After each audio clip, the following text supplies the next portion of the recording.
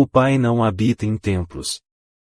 Segundo a religião, devemos congregar em seus templos de pedra e tijolo, a chamada casa de Deus, a igreja. Isso é um grande engano, pois o Pai não habita em templos feitos por homens, nem necessitamos congregar em tais templos. Para justificar o ato de congregar, os líderes religiosos se utilizam da passagem de Hebreus 10, 25, ensinando assim a seus fiéis que se deve congregar, e quem não o faz é taxado de desigrejado.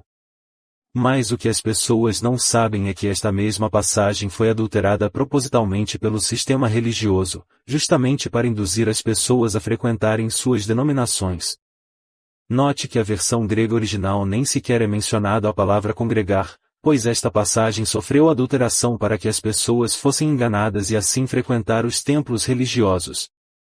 Outros afirmam que tanto os discípulos como os primeiros cristãos se congregavam, só que essa congregação a qual realizavam era de caráter de reunião e proteção. Tanto os discípulos como os irmãos se reuniam para planejar o ensino, onde iriam ensinar e a forma como ensinar, já que nessa época não existia livros, nem meios de comunicação, tudo era ensinado de boca em boca, por meio de viagens, e para isso era necessário tais reuniões de planejamento.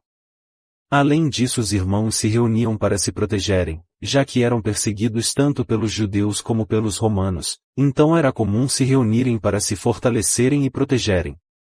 Mas aos que afirmam que tanto o Messias como os discípulos frequentavam o templo, mas a verdade é que os mesmos não frequentavam o templo em si, mas o pátio do templo, a área onde se concentravam as pessoas. Perceba que nenhuma passagem menciona que o Messias ou os discípulos iam no templo para orar, mas iam na hora da oração, horário de grande movimentação de pessoas e portanto o melhor momento para ensinar a palavra. Mas no meio religioso isso foi totalmente distorcido e ensinado que você deve frequentar reuniões, cultos e missas semanalmente, a fim de cultuar e orar ao Pai. Outra passagem que também foi adulterada, e que também é muito utilizada pela religião para justificar a congregação é a de Mateus 18, 20. Esta foi claramente adulterada pelo sistema religioso, já que na versão original o sentido da passagem é totalmente diferente, se tratando de uma anotação e não há uma passagem em si. O Pai não habita em templos feitos por mãos de homens, assim como disse o profeta.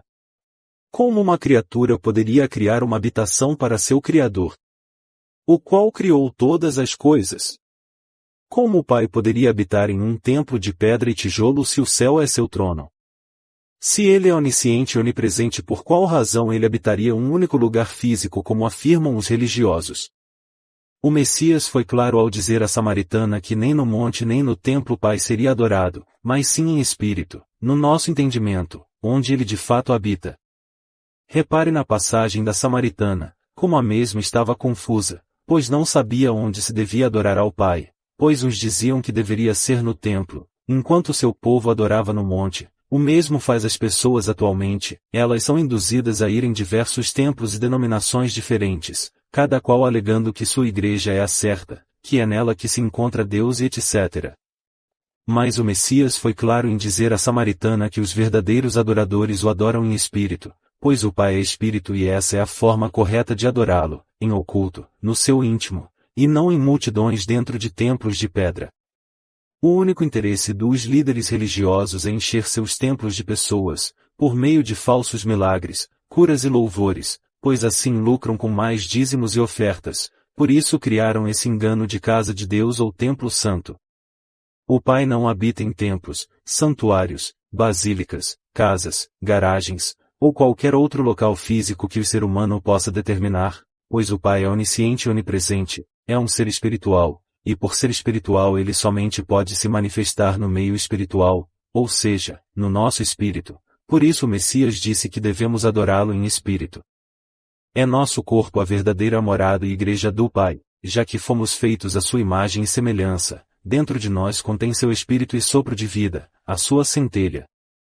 O templo de pedra e tijolo não foi construído pelo Pai, tampouco será ele a herdar o reino e a salvação eterna. O templo não ama, não auxilia o próximo, portanto nunca pode ser chamado de igreja ou morada do Pai, e sim você, seu corpo, o qual é criação e morada do Pai. Por isso o Messias se referiu a seu corpo como templo ao ser indagado pelos judeus. O corpo humano é a verdadeira igreja e templo do Pai.